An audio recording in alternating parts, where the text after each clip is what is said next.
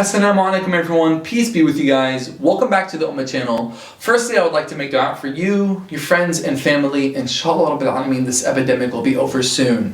Today I wanted to talk about something that we do in a time like this where there's an epidemic or a natural disaster.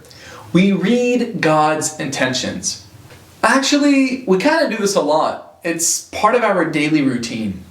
Have you ever did something bad, and then something bad happened to you, like you forgot to pray or you mistreated someone, and then all of a sudden you lost your wallet? Someone comes up to you and says, oh, the reason why you lost your wallet is because Allah is punishing you for forgetting to pray or for mistreating someone. We do this even more with natural disasters like hurricanes, floods, and earthquake. Many of us jump to the conclusion saying that, oh, the reason why this earthquake happened to those people is because Allah is punishing them.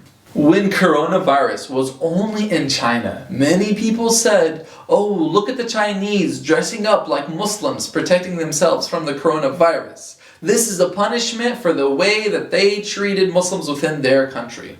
If that's the case, why is the rest of the world being punished for it? For many reasons. Reading God's intentions needs to stop now.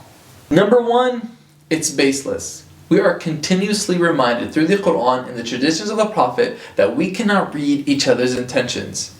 We barely can read our own intentions. How can we read God's intentions? We can't know God's intentions without Him telling us, which is why doing so is baseless. Number two, it degrades God's divinity. If you are claiming to know God's intentions, are you also claiming divinity?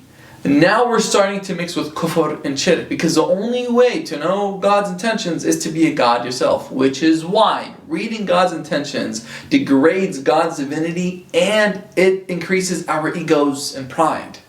Lastly, and the most ironic reason of all, God clearly communicates to us through the prophets and His books. So why do we invest our time in this mystical, baseless information?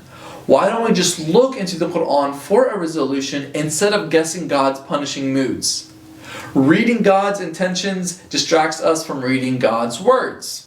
Let's think about this for a second. The main logic here is karma. Something bad happened to you because you did something bad. So let's apply this to the Prophet's life.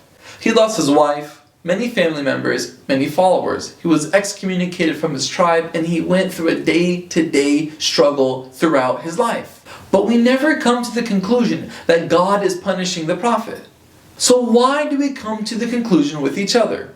Even if we could read God's punishments and blessings, it doesn't change our responsibilities within the faith. For example, if God rewarded you by making you rich, it doesn't mean that you could stop praying. Or if God punished you by making you poor, it doesn't mean you could stop fasting. The question of God's intentions doesn't answer the question of our responsibility.